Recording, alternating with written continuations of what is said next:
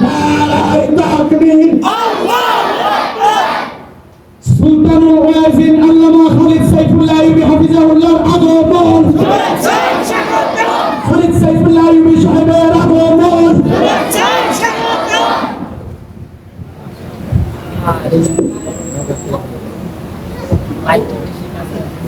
লাইটটা কাছে আলহামদুলিল্লাহ,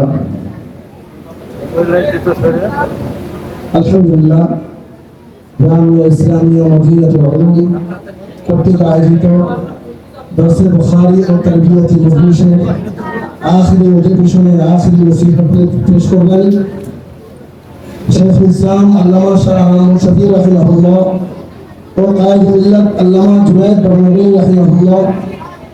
আরিফ বিল্লাহ অধ্যক্ষ মিজানুর রহমান চৌধুরী পীর সাহেবের দাওনা, আল্লামা আব্দুল হামিদ পীর সাহেবের মধুপুর সহ অসংখ্য বুজুর্গান ইকরামের সহবতপ্রাপ্ত আজাদতপ্রাপ্ত মারকাতুত তারবিয়া বাংলাদেশের সুযোগ্য মহাপরিচালক, বাংলাদেশের আকাবিরিন হযরত ওলামায়ে কেরাম যারা আমাদেরকে ছেড়ে চলে গেছেন, তাদের সকলে ইস্তেফাধন্য আলমদিন আমার শেখুল উলামা আরিফ বিল্লাহ খালিদ সাইফুল্লাহ আইয়ুবী হাফিজাহুল্লাহ। এই পর্যায়ে আমাদের সামনে কোরআন ও হাদিস থেকে গুরুত্বপূর্ণ তাকরীর পেশ করবেন শেখুল উলামা আরিফ বিল্লাহ খালিদ সাইফুল্লাহ আইয়ুবী হাফিজাহুল্লাহ।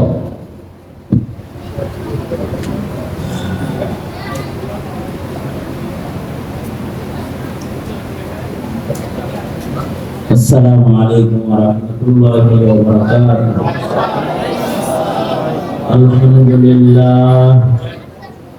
আলহামদুলিল্লাহ ওয়া কাফা। বিসমিল্লাহির রহমানির রহিম।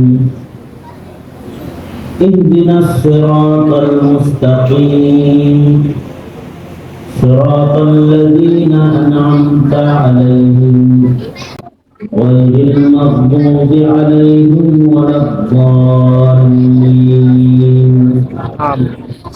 وقال النبي صلى الله عليه وسلم البركة مع أكابركم أو كما قال عليه الصلاة والسلام. اللهم صل على محمد وعلى آل محمد كما صليت على إبراهيم وعلى آل إبراهيم إنك حميد مجيد. اللهم بارك على محمد وعلى آل محمد كما باركت على إبراهيم وعلى آل إبراهيم إنك حميد مجيد. জামিয়া ইসলামিয়া মদিনাতুল উলুম আয়োজিত তারবিয়াতি মজলিস দরসে বুখারী মজলিসের মুহতারাম সাদাত, উপস্থিত হযরত, বুজুর্গ উলামায়ে কেরাম, সম্মুখে সমবেত দ্বীন প্রিয়, ইসলাম প্রিয়, দিনদার ইমানদার মুমিন মুসলমান ভাইরা, পর্দার আড়াল থেকে আলোচনায় শামিল মা বোনেরা, আল্লাহর দরবারে শুকর, আল্লাহ তাআলা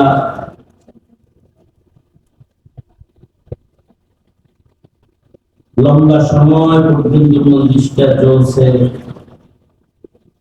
দুপুর থেকে শুরু হয়েছে।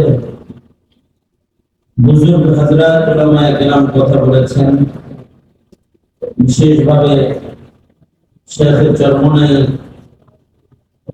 মুফতি সৈয়দ মোহাম্মদ ফয়জুল করিম দামাত বরকাতুহু গুরুত্বপূর্ণ নসিহত জোহরের পরেই করেছেন। সালাতুল আসরের পরে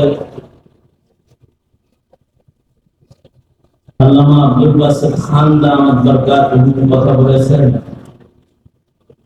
মাগরিবের পরে উলামা হযরতরা নসিহত করেছে। প্রচন্ড গরমের ভিতরে আপনারা অনেক কোরবানি, অনেক কষ্ট করেছেন। আল্লাহ তাআলা আপনাদের কোরবানিগুলো কবুল করুন এবং এই কোরবানির বরকতে এই গরম বরদাস্ত করার পুরস্কার হিসেবে দোজখের আগুন থেকে আল্লাহ তাআলা গরম থেকে মুক্তি দান করুন। সময় এখন এমন যে এই সময়ে বড়দের কথা বলা, বড়দের মজলিসে বসা, বড়দের আলোচনা করা, এটা পছন্দ করার মতো মুমিনের সংখ্যা এখন কম।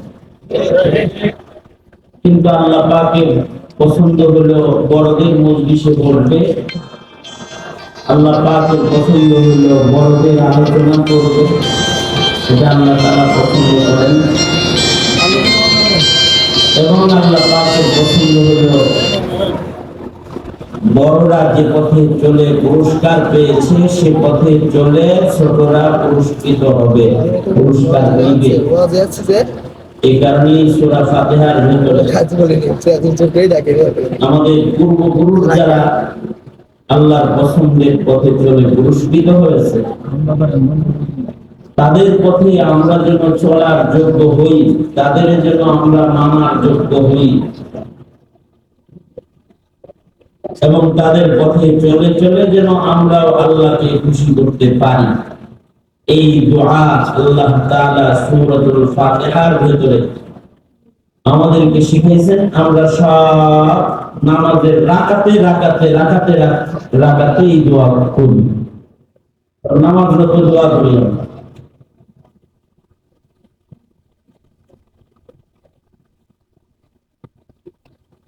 এটা আল্লাহ পাকের পছন্দের, সবচেয়ে পছন্দের দোয়ার ভিতরে একটা দোয়া, যেটা নামাজের ভিতরেই করা লাগে। কারণ সূরাতুল ফাতিহা ব্যতিরেকে নামাজ হয় না। লা সালাতা ইল্লা বিফাতিহাতিল কিতাব। হর রাকাতে রাকাতে ইমাম সাহেব মুসল্লি সূরাতুল ফাতিহা পড়ে। এই কথা বলছ কেন? কানটা ধরে উঠায় দিলেন।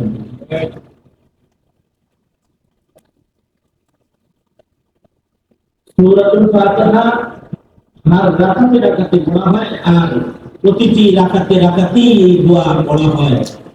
ইহদিনাস সিরাতাল মুস্তাকিম সিরাতাল লাযীনা আন'আমতা আলাইহিম গায়রিল মাগদুবি আলাইহিম ওয়ালাদ-দাল্লিন।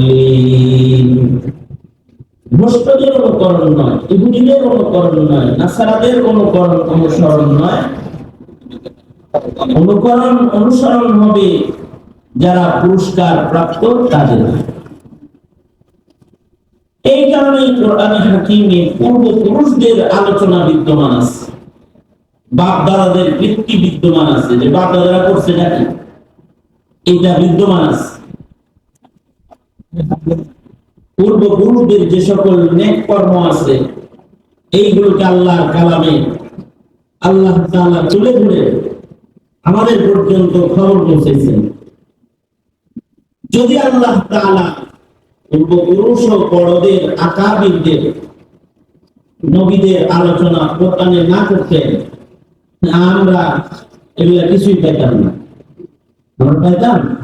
আমরা পেতাম না। প্রথম মানুষ দুনিয়াতে কি করছে তাও আমাদের বয়ান করে আল্লাহ তাআলা শুনাইছেন। যুগে যুগে নবীরা কি করেছে সব আল্লাহ তাআলা আমাদেরকে ইতিহাস বলেছে।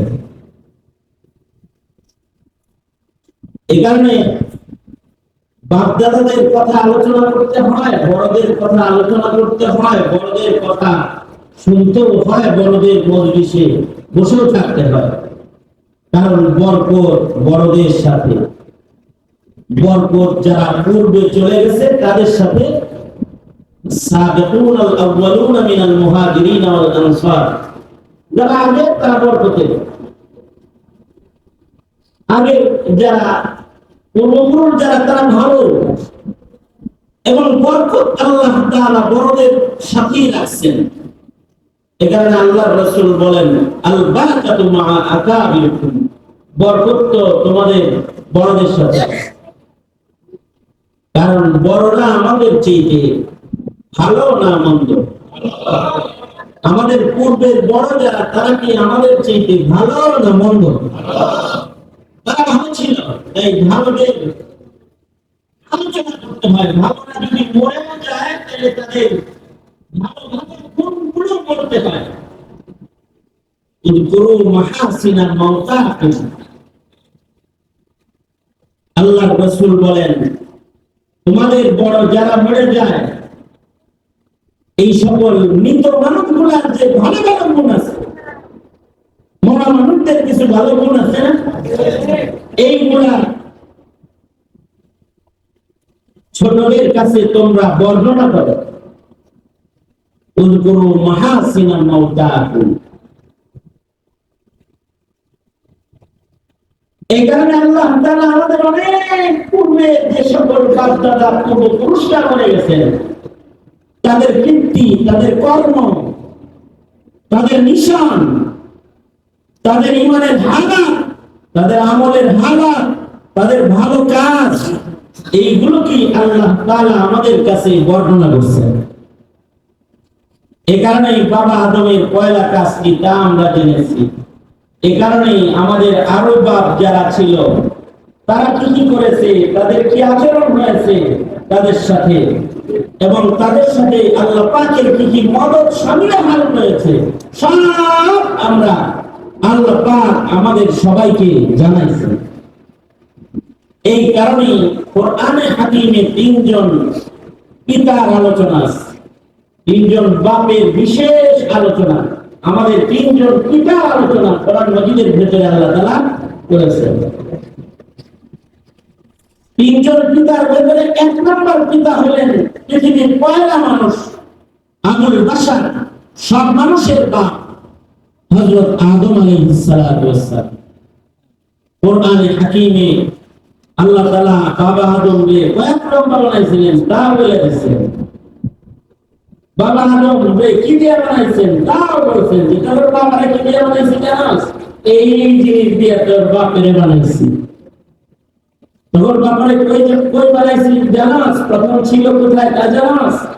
তোর বাবা, তোদের বাবা সে সৃষ্টির পরে এই দুনিয়া ছিল না, জান্নাতে ছিল। জান্নাত থেকে কিভাবে আসলো তাও আমাদেরকে আলোচনা করে শোনাইছেন। আমাদের বাবাকে বানানোর আগে, বাবা অস্তিত্বে আসার আগে কারা কি বলেছিল তাও শোনাইছেন। খ্রিস্টানরা বলেছে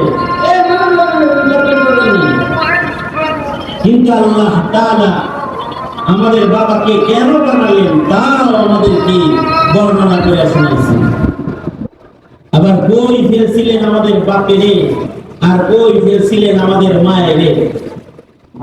হযরত হাওয়া এক জায়গায় আর হযরত আদম আলাইহিস সালাম আরেক জায়গায়। এরা কই মিলিত হয়েছিলেন তাও আমাদের জানাইছেন। আবার এরা মিলিত হওয়ার পরে দুনিয়াতে মানুষের জন্য তাদের প্রথম কর্মকাণ্ড কি ছিল তাও আমাদের আল্লাহ তাআলা বর্ণনা করে জানাইছেন। মানুষ হিসেবে আমাদের বাপে দুনিয়াতে প্রথম যে কাজ করছিলেন সেটা হলো আমাদের বাবা আদমে দুনিয়াতে সর্বপ্রথম মসজিদ বানাইছিলেন। এরকম মসজিদ বানাইছিলেন, সর্বপ্রথম ঘর বানাইছিলেন, ইবাদতের ঘর। এটা মানুষ হিসেবে মানুষের প্রথম কাজ। কারণ মানুষকেই তো বানানো হয়েছে ইবাদতের জন্য। মানুষ দুনিয়াতে পয়লা ইবাদতের ঘরই বানাবে, এছাড়া কি বানাবে? এই কারণে বাবা যে ইবাদতের ঘর বানাইছে প্রথম, এইটা আবার আল্লাহ আমাদের কোরআন দিয়ে আমাদেরকে বর্ণনা করে শোনাইছে। ইন্না আউওয়ালা বাইতিন ওয়াজিআ লিন-নাস, ইন্না আউওয়ালা বাইতিন ওয়াজিআ লিন-নাস লাল্লাযী বিবাক্কাতা মুবারাকান ওয়া হুদাল লিল আলামিন। নিশ্চয়ই দুনিয়ার প্রথম ঘর নির্মাণ যেটা হয়েছে এটা কোনো ঘুমানোর, এসি লাগানো, ফ্যান লাগানো, লাইট বাতি লাগানো, দরজা জানালা লাগা বসবাস ঘর নয়, এই পৃথিবীতে সর্বপ্রথম যে ঘরটা বানানো হয়েছিল এই ঘরটা হলো এই ঘরের দিকে ফিরে ইবাদত করার একটা ঘর, যে ঘরটা কাবা বাইতুল্লাহ শরীফ ঘর সারা দুনিয়ার সব মানুষের জন্য পথ প্রদর্শক হিসেবে বাবা আদম এই ঘর প্রথম নির্মাণ করেছেন, যেটা দুনিয়ার পয়লা কাজ। এই পৃথিবীর মাটির পরে প্রথম কাজ মসজিদ নির্মাণ। বাবা আদম এই পয়লা ঘর পয়লা কাজ সম্পাদন করলেন, মসজিদ বানালেন। কার জন্য বানাইলেন? নিজের জন্য না, গোটা দুনিয়ার জন্য এই ঘরটা বানালেন। এই ঘরের মর্যাদা হলো মুদাল্লিল আলামিন। এই ঘরটা আলামিনের সকল মাখলুকাতকে পথ প্রদর্শন করবে। সুবহানাল্লাহ। ইন্না আউওয়ালা বাইতিন উযিআ লিন-নাস লাল্লাযী বিবাক্কাতা মুবারাকাও ওয়া হুদাল লিল আলামিন। কোথায় বানালেন? বিবাক্কাতা মুবারাকা, বানালেন মক্কা মুকাররমায়, কিন্তু আলামিনের সবার জন্য বানালেন, যে পৃথিবীর সব মানুষ এই ঘরমুখী। এই জন্য আমরা ওই ঘরমুখী। পাঁচ বেলা নামাজ পড়ি ওই ঘরের দিকে। আল্লাহু আকবার বলেন। কোন ঘরের দিকে বলেন? পাঁচ বেলা? হ্যাঁ, বাবার দিকে না কাবার দিকে? কাবার দিকে বলেন পাঁচ বেলা। বলার পরে কোন দিকে ফিরে আসেন? হ্যাঁ, মৃত্যুর পরে আমাদেরকে কবরের দেশে কোন দিকে ঘুরে শোয়ায়? কবরে যখন আমাদেরকে শোয়ায় তখন এই কাবার দিকে ঘুরায় আমাদেরকে শোয়ায়। হাদিস শরীফে আছে, যাদের চেহারা কাবায় থাকে, দুনিয়াতে যারা কাবামুখী, এই মানুষগুলা দুনিয়াতে আল্লাহমুখী। সুবহানাল্লাহ। যে মানুষগুলা দুনিয়াতে কাবামুখী তারা কি মুখী? বলেন, তারা কি মুখী? যারা কাবামুখী তারা আল্লাহমুখী। এই কারণে কারা কাবামুখী ছিল আর কারা কাবামুখী ছিল না, এই প্রশ্ন সবার আগে করা হবে।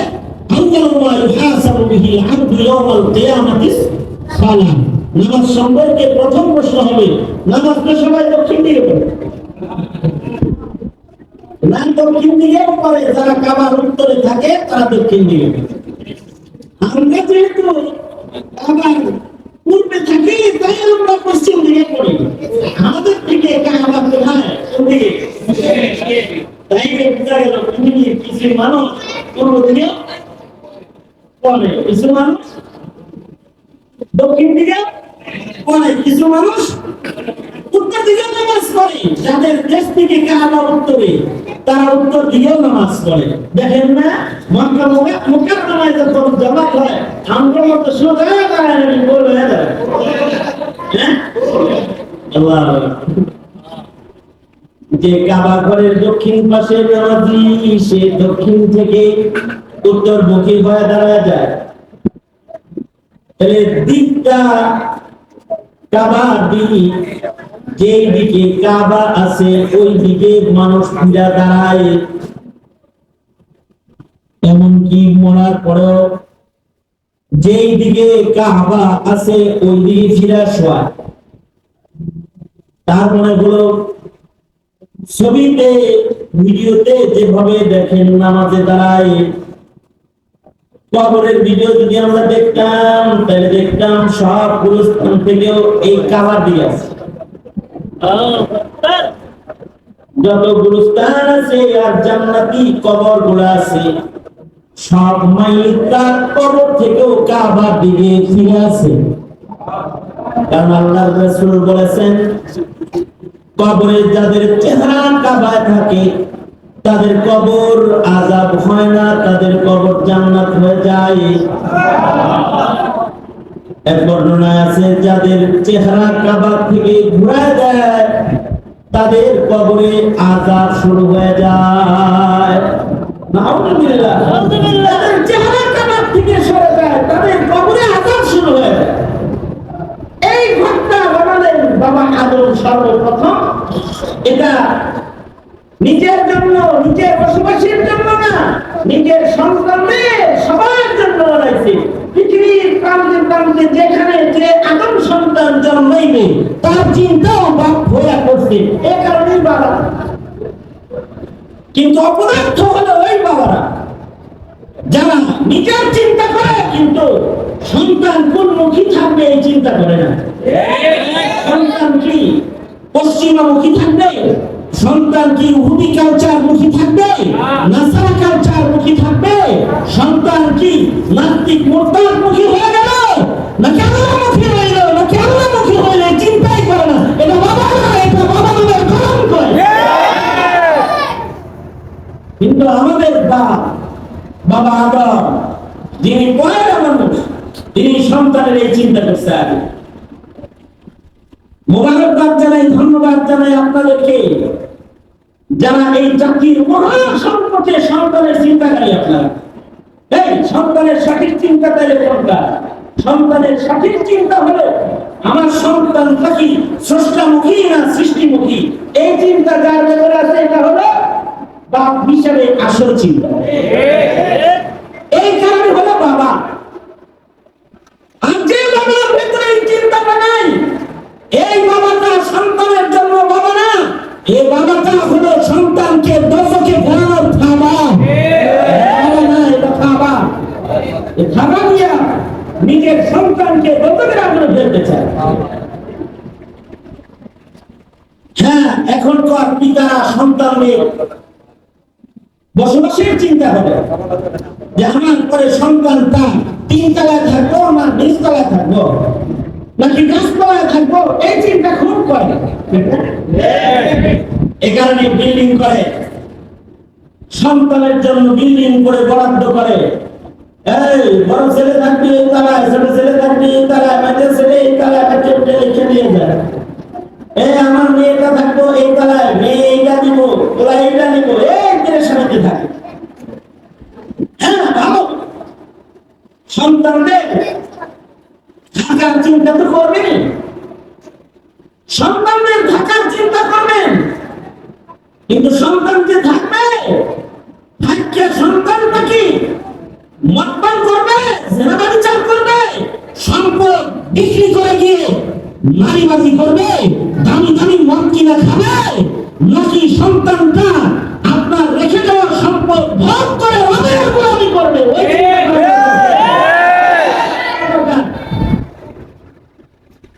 কিন্তু এই চিন্তাটা যে বাপের ভেতরে নাই, এইটা বাপনামের কলম। কিন্তু বাবা আদম এই চিন্তা করেছেন। বাবা আদম নিজের সন্তানদের থাকার ঘরের চিন্তা করেন নাই। বাবা আদম নিজের সন্তানদের ইবাদতের ঘরের চিন্তা করছে। বাবা আদমের যত সন্তান পৃথিবীতে আসবে তারা কি দুনিয়ামুখী হবে নাকি আল্লাহমুখী হবে চিন্তা করে ঘর বানাইলেন, মসজিদ বানায় বললেন সবে মিলে এক ঘর কেন্দ্রিক আবেদ হয়ে যাও, কারণ এই ঘরটা হুদাল আলামিন। আল্লাহ তাআলা রব্বুল আলামিন মুহাম্মাদুর রাসূলুল্লাহ সাল্লাল্লাহু আলাইহি ওয়াসাল্লাম রাহমাতুল লিল আলামিন। আর কাবা বাইতুল্লাহ হলো হুদাল লিল আলামিন। আশ্চর্য দেখেন, নূহ নবীর সন্তান বাবা আদম থেকে নূহ পর্যন্ত আপনারা তাওয়াজ্জুহ এই দিকে দিলে আমরা একটা কথা শুনে যান, তবে আপনাদের ফায়দা হবে ইনশাআল্লাহ। নূহ আলাইহিস সালামের আমলে মানুষের সংখ্যা একেবারে কম না নূহ আলাইহিস সালামের সময়। কারণ বাবা আদমের যুগে সন্তান জন্ম তো জোড়া জোড়া, একসাথে দুইটা, কয়টা? একটা ছেলে একটা মেয়ে, একসাথে দুইটা। প্রথমবারে এক ছেলে এক মেয়ে, পরের বারে এক ছেলে এক মেয়ে। বিয়ার বিধান ছিল হলো আগে ছেলে পরের মেয়ে, পরে জন্মগ্রহণ করা মেয়ে আর আগে জন্মগ্রহণ করা ছেলে। আগে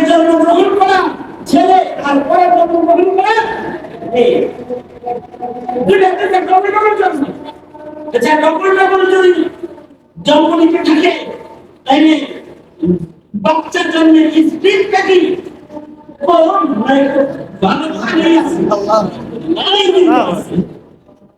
এই তালে মানুষ জন্মগ্রহণ করেছে মনে করেন নূরে পর্যন্ত বাইবেল বলে বিভিন্ন কিতাব বলে আদম নবী থেকে মুহাম্মদ পর্যন্ত বাবা আদম থেকে নূরে পর্যন্ত জমানা কতটুকু গেছে 10 পুরুষ কয় পুরুষ 10 পুরুষ অতিক্রম করেছে 10 পুরুষ বলতে আমরা কত দিন ধার্য করতে পারি কত বছর গেছে 10 পুরুষ হলে এখনকার এক পুরুষের বয়স আর তখনকার এক পুরুষের বয়স কিন্তু একরকম এখন এক পুরুষের বয়স হলো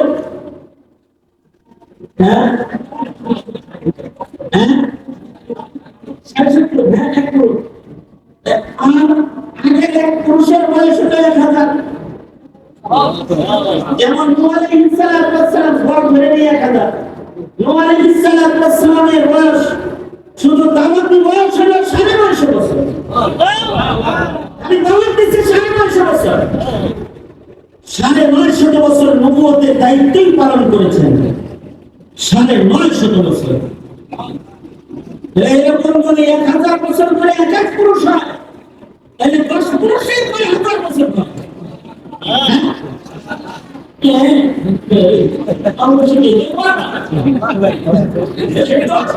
দশ পুরুষে মিনিমাম হইতেছে কমাস কম একটা ধরে নিলাম কত বছর 10,000 বছর 10,000 বছরে এমন জন্মাইতে পারে কি একটা আগে আগে না এত কেউ দরকার তো আমাদের কাছে নাই কিন্তু একটা আন্দাজ যায় আর কি মনে করেন এই 30 বছর 40 বছর আগে আমাদের ভয় ছিল বাংলাদেশে জনগণের সংখ্যা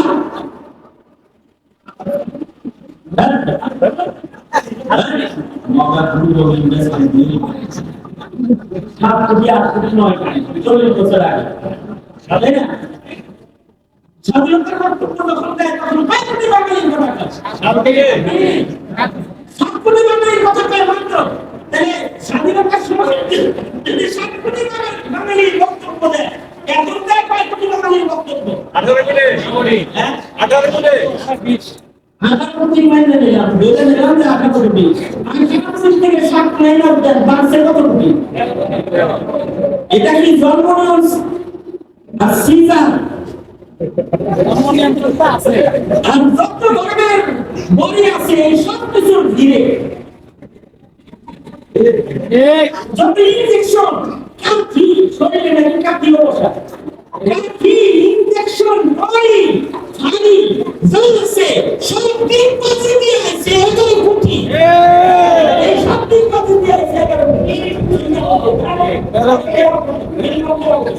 আচ্ছা 11 কোটি যদি হয় এরকম দিক পাশে দিয়ে 30 বছরে তাহলে মানুষের সংখ্যা 10,000 বছরে মোটামুটি কম হওয়ার কথা না কারণ এত সিস্টেম জন্ম নিয়ন্ত্রণে তখন ছিল দিল না তখন মানুষ স্বাভাবিক কায়দায় জন্মগ্রহণ করত এই পরিমাণ মানুষ পৃথিবীতে হয়েছে যে তাদের শিরিক তাদের অন্যায় কর্মকাণ্ড দেখে দ্বিতীয় বাবা নূহ যাকে কোরআন বলে নূহ এটা তোমাদের দ্বিতীয় বাপ এর দ্বিতীয় আদমের মতন অর্থাৎ নূহ নবী বিরক্ত হয়ে 900 বছর পরে বলে কি আল্লাহ এই নাফরমান সন্তান একটাও আমার লাগবে না এগুলো সব তছনছ করে দাও রব্বি লা তাযার আলাল আরদি মিনাল কাফিরিনা দাইয়ার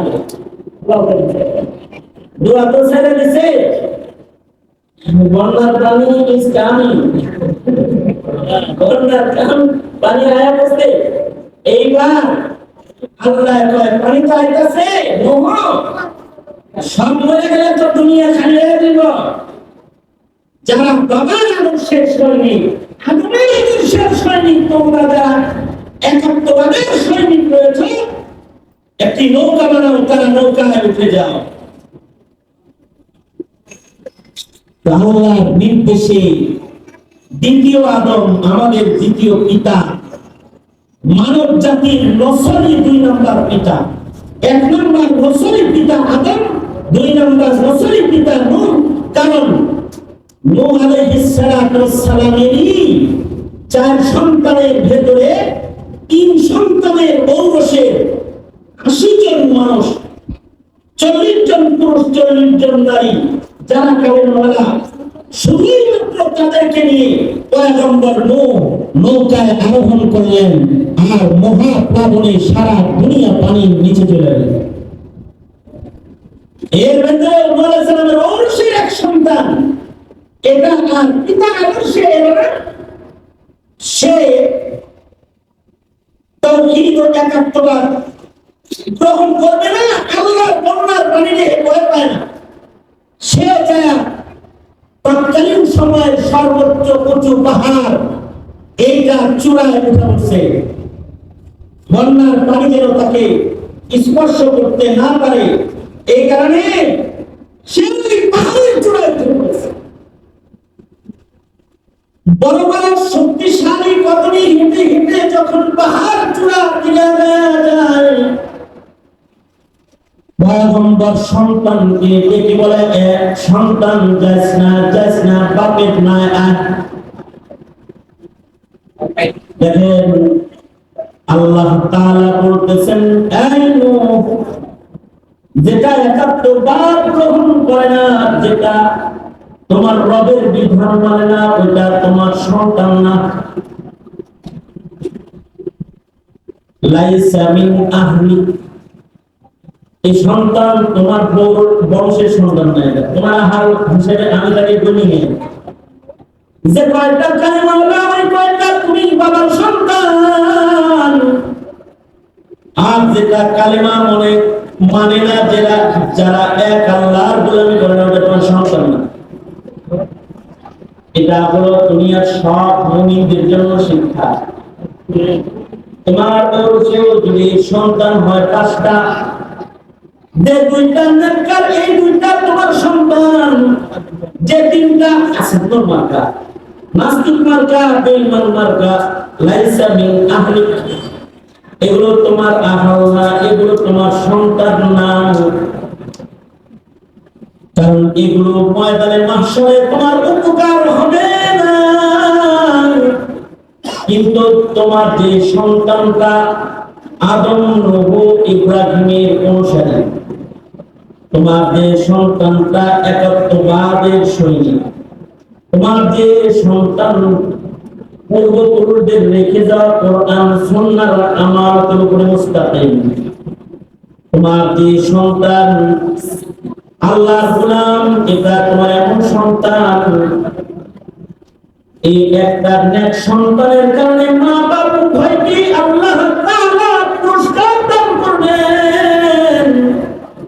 একজন হাফেজে কোরআন সন্তানের পুরস্কার হিসেবে তাদের বাবা মাকে ময়দানে মাহশরে আল্লাহ তাআলা নূরের মুকুট পরানোর ইন্তজাম করে, অনুষ্ঠান করে তাদের মাথায় নূরের তাজ পরাবেন। আল্লাহ রাসূল বলেছেন, এই বাবাদের মায়েদের মাথার নূরের তাজের আলো সূর্যের আলোর চেয়ে অনেক জ্যোতির্ময় হবে। এগুলো বলে আসলে সন্তান তোমার।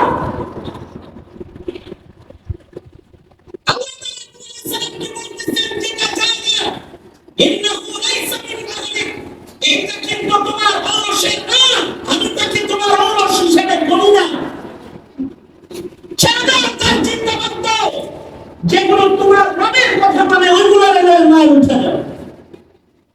এই নূহ আলাইহিস সালাম আল্লাহর নির্দেশে 40 জন পুরুষ আর 40 জন নারীকে নিয়ে নৌকায় আরোহণ করলেন।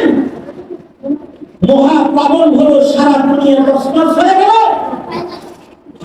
বলা হয় এই মুহররমের 10 তারিখে এই নৌকা তীরে ভিড়ল। এই মুহররমের 10-এ নৌকা তীরে ভিড়ল।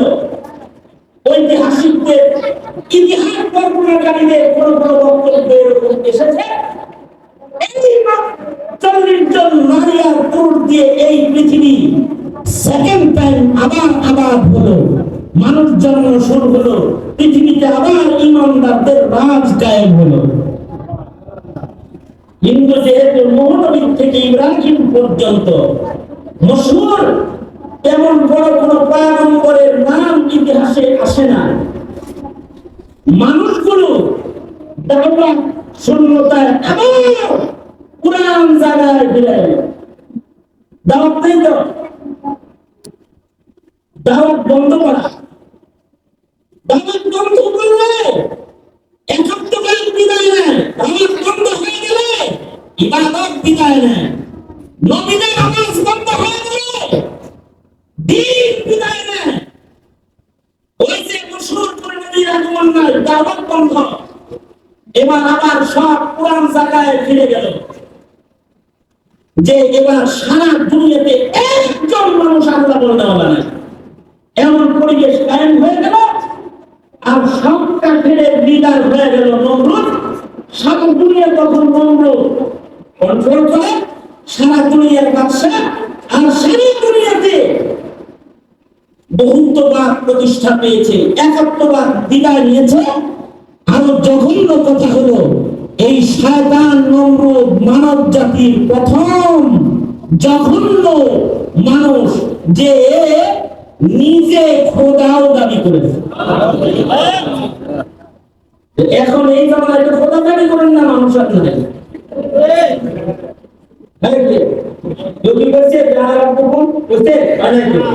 কিন্তু ওই সময় কিন্তু নমরুদ বলে ফেলছে আমি তোমাদের রব। দুইজন মানুষ খোদা দাবি করেছে, তাদের ভেতরে একজন নমরুদ আর একজন ফেরাউন। এই মুহাররমে খোদা দাবি করবে না বলা হয়, দুজন এই মুহাররমে শেষ হয়েছে। সুবহানাল্লাহ। নমরুদ মুহাররমে শেষ হয়েছে, কারণ বলা হয় ইতিহাস বলে, কেউ ঐতিহাসিকদের কারোর বক্তব্য এই অগ্নিকুণ্ডলী থেকে হযরত ইব্রাহিম আলাইহিস সালাম এই মুহাররমুল হারামে বেরিয়ে এসেছেন, ওনাকে অগ্নিকুণ্ডলীতে ফেলেছে। আর এই নমরুদ নিয়ে এরপরে কিছুদিন বাঁচা ছিল, পরে বছর আগে নিজের মাথায় নাক দিয়ে মশা দিয়ে নিজে লাঠির বাড়ি খাইতে খেতে মারা বেঁচে সময় নিজেও এই মুহাররম করছে। এই পৃথিবী খোদা দাবিদার জালিম থেকে মুহাররমে মুক্তি পেয়েছে ইব্রাহিম আলাইহিস সালাম। ইব্রাহিম বাবার কোরবানির মাধ্যমে ইব্রাহিম আলাইহিস সালাম এই পৃথিবীতে যখন আগমন করেছে, ঈমানদার বলতে কেউ নাই, আছে জালেমরা। জালেমদের জালিম রাজা হলো নমরুদ। আর তার কাছে গণকরা এসে বলে, এই ইব্রাহিম আইতাছে, কিন্তু তোমার টেঙ্গি টুঙ্গি ভাঙ্গে কিন্তু চাকরি বাকরি করবে না, খলিলুল্লাহ আগমন করতেছে।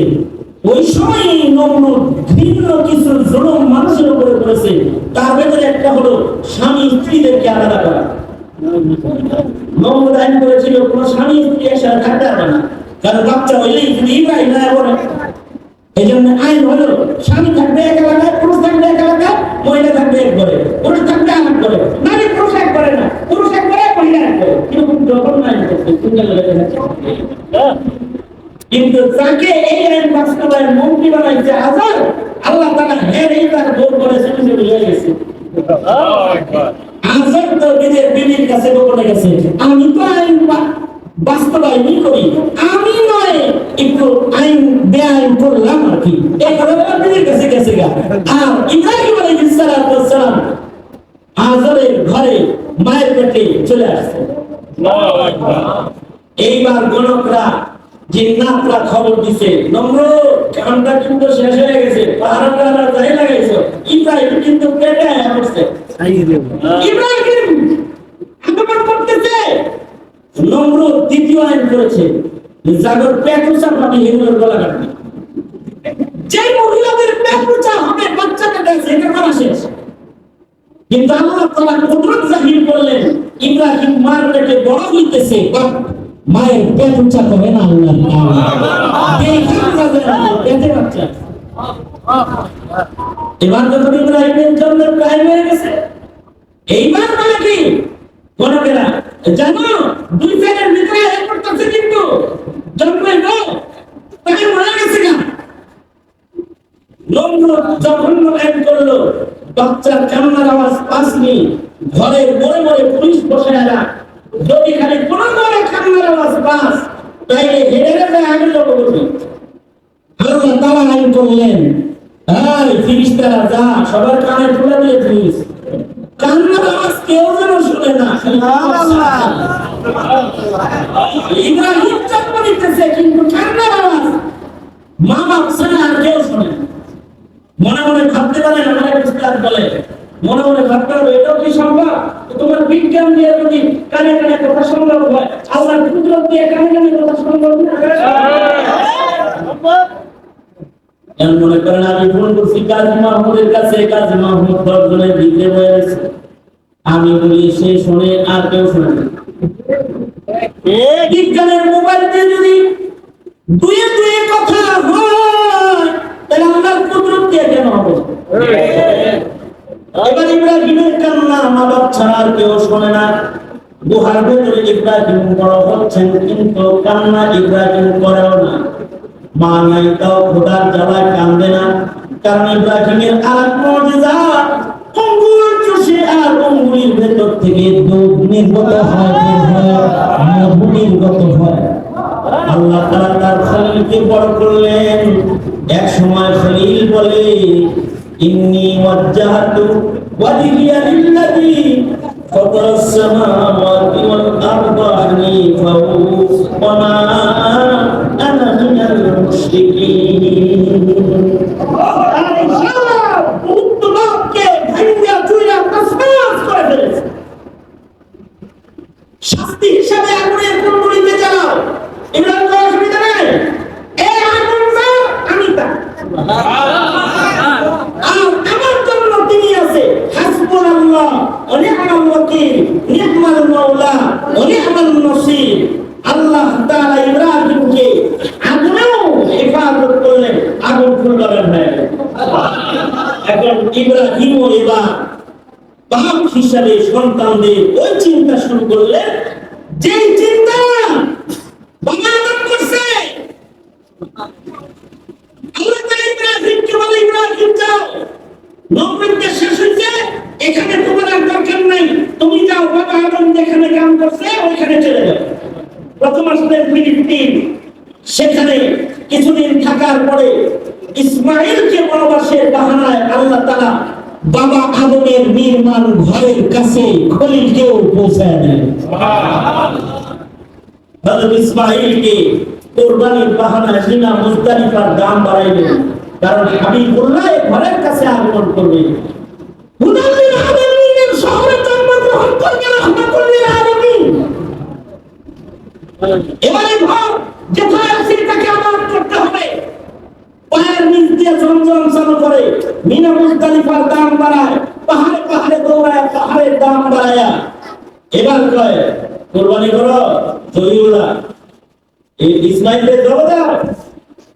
আল্লাহ তাআলা প্রেম দেখায়, দেখো ফিরিস্তারা মানুষ কি লেগে বানাইছি, প্রেম না করে কি আমারে, যে নিজের ছেলের চাইতেও আমারে বেশি ভালোবাসে, স্বামীর চাইতেও হাজেরা আমাকে বেশি ভালোবাসে, পিতার চাইতেও ইসমাঈল আমি আল্লাহকে বেশি ভালোবাসি।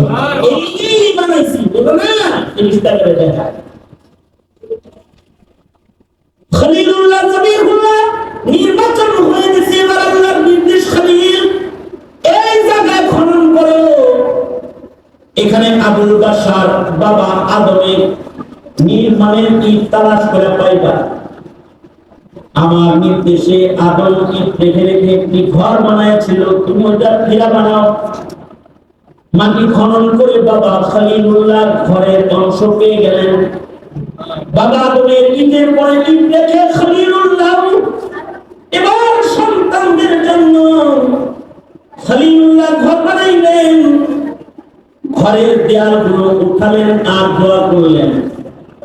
বাপ তো সন্তানের কথা বলে না, বাবা কয় আল্লাহ আমরা যেহেতু আগামী মুসলিমদের ঘর বানাইতেছি, আমাদের এই ঘর নির্মাণকেও কবুল করেন, আমাদের বাপ বেটাকেও আপনি মুসলিমদের অন্তর্ভুক্ত করেন।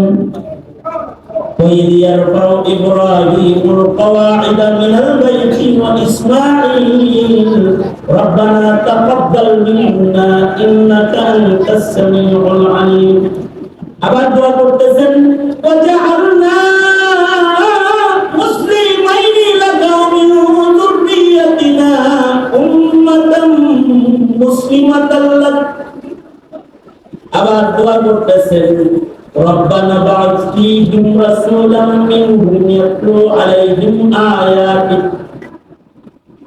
শেষ নবী যে পাঠাইবেন এটাকেও আমাদের বংশী পাঠাইবেন ইসমাইলের বংশে পাঠাইবেন আর মুসলিম মিল্লাতের দলে আমাদের ভিড়ায় দিয়ে আল্লাহ তাআলা এই শর্ত কবুল করে ফেলেছেন আমার ভক্তির মান কবুল করলেন মুসলিম হিসেবে ইব্রাহিমকে বললেন ইব্রাহিমকে মুসলিম জাতির পিতার মর্যাদা দান করলেন মিল্লাতা আবিকুম ইব্রাহিম ওয়া সাম্মাকুমুল মুসলিমিন আবার ইসমাইলের রক্তে মুসলমানদের শ্রেষ্ঠ পয়গম্বর শেষ পয়গম্বরকেও পাঠালেন ইসহাকের রক্তে লক্ষাধিক নবী পাঠালেও ইসমাইলের রক্তে নবী পাঠানো বন্ধ করে কুরাইশি খানদানের শেষ পয়গম্বরকে আল্লাহ তাআলা পাঠালেন এই যে পাক হয়ে যে এখানে বাইতুল্লাহ বানাইলেন ফিলিস্তিনে মসজিদুল আকসা বানাইলেন দুটো মসজিদ নির্মাতা বাবা ইব্রাহিম এক মসজিদের ইমাম ইসমাঈল আর এক মসজিদের ইমাম ইসহাক এই যে দুটো মসজিদ নির্মাণ হলো এই দুটোটাই সারা দুনিয়ার সব মুসলমানদের কেবলা এখানে মসজিদুল আকসার দিকে মুসলমানের নামাজ হয়েছে পরবর্তীতে কেবলা পরিবর্তন করে ইব্রাহিম বাবার কাবা নির্মাণের দিকে আবার ফেরত দেওয়া হয়েছে হওয়ালি ওয়াজহাকা শাকরাল মসজিদুল হারাম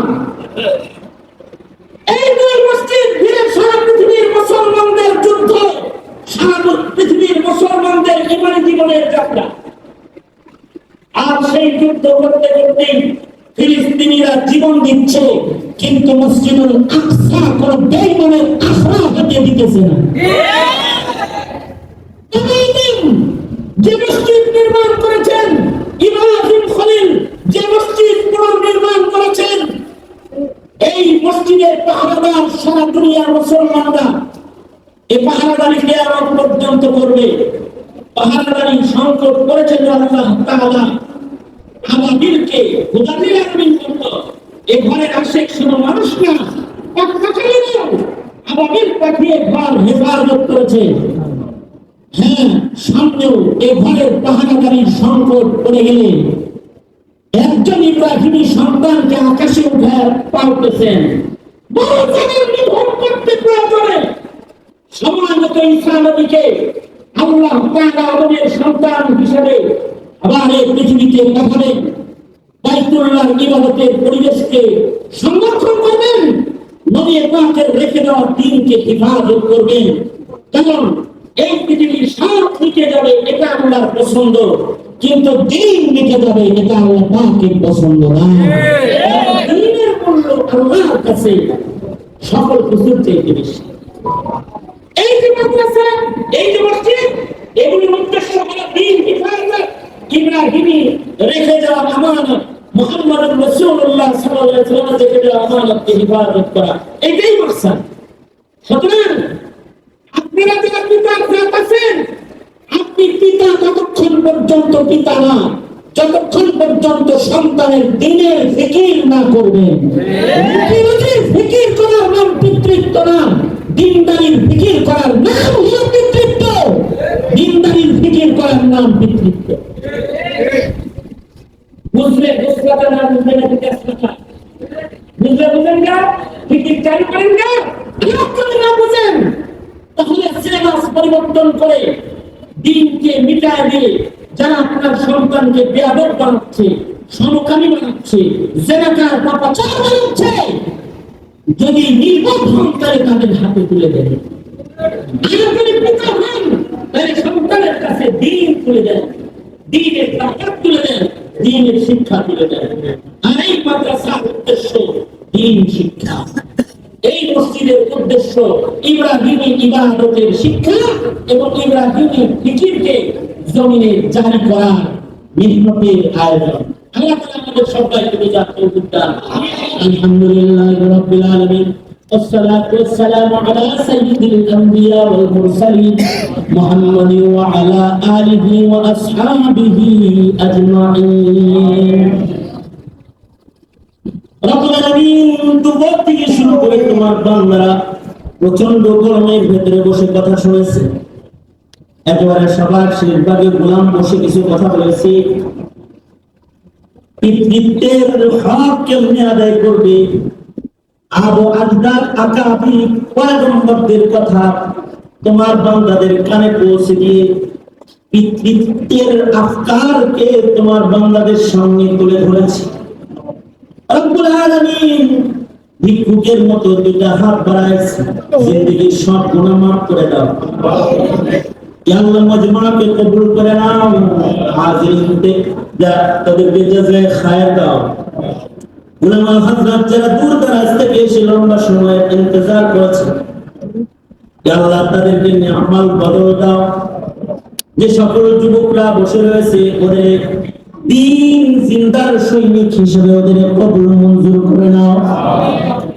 পর্দার আড়ালের মা বোনদের হযরত ফাতেমা খাদিজা বানায় দাও। মজমাকে কবুল করে নাও। পায়ের তাকমীল পর্যন্ত এই মাদ্রাসা ইয়া আল্লাহ ইফতা বিভাগ সহকারে সকল বিভাগ মওজুদ রয়েছে। ইয়া আল্লাহ এই মাদ্রাসার দিন তারাক্কি দাও। কমিশনার নওয়া সহকারে যারা এই মাদ্রাসার সাথে জড়িয়ে আছে, স্নেহের কাজী আল মাহমুদ সহ যারা দায়িত্ব পালন করছে, রব্বুল আলামিন সকলকে তুমি কবুল মঞ্জুর করে নাও। আর মাদ্রাসার জমিন আজকে রেজিস্ট্রি হয়েছে, ইয়া আল্লাহ কবুল করে নাও। ইয়া আল্লাহ মাদ্রাসার জমিন রেজিস্ট্রির পাশাপাশি আকাবিরদের আমল একটি তালিম গাছ বসানো হয়েছে। ওই নকশাকে নকল করার আশায় দারুল উলুম দেওবন্দের সেই তালিম তলার মেহনত যেন এখানে হয়, রব্বুল আলামিন তুমি কবুল মঞ্জুর করে নাও। আয় রব্বি করিম, ইয়া আল্লাহ আমাদের সকলকে দ্বীনের নিসবত দাও। ইয়া আল্লাহ আমাদের মুরব্বি যারা কবরে চলে গেছে তাদের মাফ করে দাও। ইয়া আল্লাহ যারা অসুস্থ তাদের সুস্থ করে দাও। আমাদের সালাত সালাম প্যারা নবীর রওজায় আত্মারে পৌঁছায় দাও। যত কল্যাণ সব আমাদের দাও, অকল্যাণ আর অমঙ্গল হইতে আমাদেরকে বাঁচাও। ইয়া আল্লাহ রব্বুল আলামিন এলাকায় সুন্নতের হওয়ার চালু করে দাও। ফিলিস্তিনের মসজিদুল আকসাকে হিফাজত করো আল্লাহ রব্বুল আলামিন। ফিলিস্তিনের মজলুম মুসলমানদের জন্য মদদ পাঠায়া দাও। তাদের রক্তের পুরস্কার তুমি তাদের দিয়ে দাও আল্লাহ। সারা দুনিয়ার মুসলিমদের জন্য মদদ পাঠায় দাও। हर किस्म खैर और बरकत शामिल हाँ करे दाओ। सुब्हान रब्बिका रब्बिल इज्जति अम्मा यसिफून व सलामुन अलल मुरसलीन वल्हम्दुलिल्लाहि रब्बिल आलमीन। अस्सलामु अलैकुम व रहमतुल्लाहि व बरकातुहू।